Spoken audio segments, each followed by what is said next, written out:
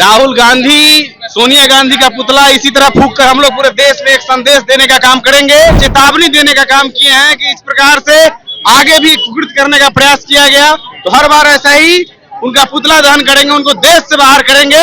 इस प्रकार से सीबीआई और कोर्ट ने उनको दोषी करार दिया है। बहुत जल्द वो कोर्ट जेल के अंदर होंगे। बीजेपी पे आरोप लगती है कि सीबीआई और ईडी जो है वो बीजेपी के भाई हैं, क्या कुछ कहेंगे? ये तो विपक्ष का काम है कहना, कहने से कुछ होता नहीं है।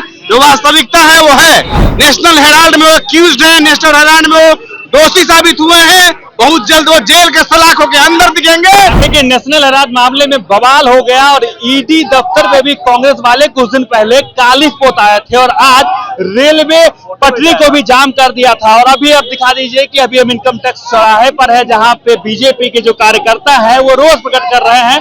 क्या कुछ मामला है, एक बार पूछ लेंगे भाई साहब, क्या कुछ मामला था? नेशनल हेराल्ड घोटाले का मामला है, इसमें सोनिया गांधी और राहुल गांधी को आरोपी बनाया गया है। इसी मामला के मतलब खिलाफ हम लोग यहाँ प्रदर्शन कर रहे हैं, घोटाले के खिलाफ में। चलिए भाई साहब क्या कुछ मामला है और क्यों पुतला फूंक दिए? राहुल गांधी, सोनिया गांधी का पुतला इसी तरह फूंक कर हम लोग पूरे देश में एक संदेश देने का काम करेंगे और चेतावनी देने का काम किए हैं कि इस प्रकार से आगे भी कुकृत करने का प्रयास किया गया तो हर बार ऐसा ही उनका पुतला दहन करेंगे, उनको देश से बाहर करेंगे।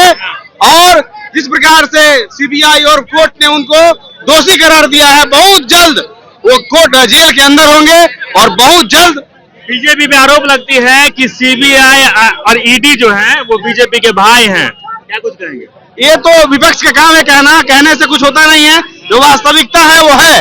नेशनल हेराल्ड में वो अक्यूज्ड है, नेशनल हेराल्ड में वो दोषी साबित हुए हैं। बहुत जल्द वो जेल के सलाखों के अंदर दिखेंगे, बहुत जल्द। कह रहे हैं कि मुझ पे झूठा आरोप लगाया गया है, कांग्रेस की तरफ से कहा जाता है नेशनल हेराल्ड मामले में। नहीं भी नेशनल हेराल्ड मामले में किस तरह से सर्वव्यापी है कि किस तरह से उस कंपनी को बेचा गया और उसके बाद राहुल गांधी ने उस कंपनी को खरीदा और कैसे रातों रात वो करोड़पति बन गए।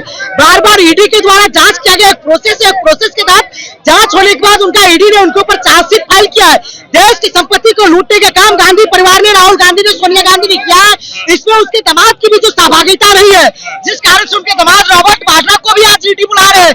किस तरह से हरियाणा में कंपनी को रातों रात हरियाणा सरकार, भूपेंद्र हुड्डा की सरकार ने टेंडर दिया और हाउसिंग कॉर्पोरेट के नाम पे लगातार इसमें रोष व्यक्त करे, कभी ईडी के बाहर जाके कालिख पोत देती है, कभी सचिवालय में जाके पटरी जाम कर देते हैं, कहते हैं झूठा आरोप।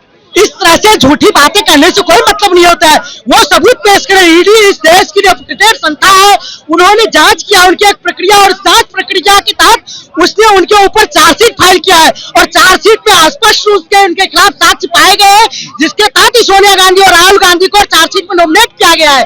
तो इस तरह से ये लोग बुनियादी बात कर रहे हैं। इन लोगों को अपने आरोप में अगर कुछ है तो साक्ष्य समझ रखना चाहिए। कह रहे हैं बेबुनियाद बात है, लेकिन कांग्रेस की तरफ से कहा जाता है कि झूठा आरोप है ये नेशनल हेराल्ड जो अखबार मामला है।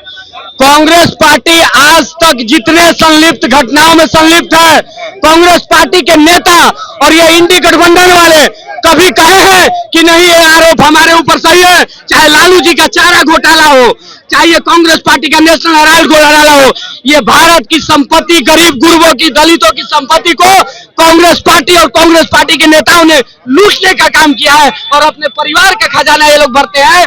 ये कांग्रेस पार्टी के शासनकाल में केवल और केवल इस पार्टी का जीडीपी बढ़ा है, देश का जीडीपी नहीं बढ़ा है कि ईडी और बीजेपी भाई भाई हैं। ईडी और बीजेपी भाई भाई है तो देश में जब गुजरात में मुख्यमंत्री नरेंद्र मोदी जी थे तो क्या ईडी इनका कौन लगता था? पाहुन लगता था कि ईडी इनका दामाद कौन लगता था? इनका ईडी जो आज मोदी जी को भाई भाई बता रहे हैं, इस कांग्रेस पार्टी को भी पता है और सारे इंडी गठबंधन और देश की जनता को पता है कि ईडी एक स्वतंत्र एजेंसी है और ईडी जो है अपने हिसाब से कार्य को करती है।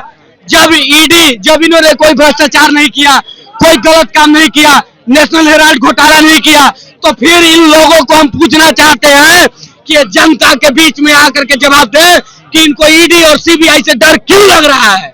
डर नहीं लग रहा है, आरोप लग रहा है। आरोप नहीं लग रहा है, डर लग रहा है। और इनको पता है कि आज मोदी जी के युग में हमारा सारा का सारा काला चीटा खुलने वाला है और इनका सारा का सारा काला चीटा खुलेगा और ये विरोध पूरे देश में जाएगा। कांग्रेस पार्टी जो है ना वो सबसे घटिया और नीच गिरी हुई पार्टी है और हिंदू विरोधी है, एकदम सीधे तौर पे घटिया और गिरी हुई और हिंदू विरोधी पार्टी है कांग्रेस पार्टी। क्या कुछ कहेंगे भाई साहब? कांग्रेस को ही सीधे तौर पे कह रहे हैं हिंदू विरोधी।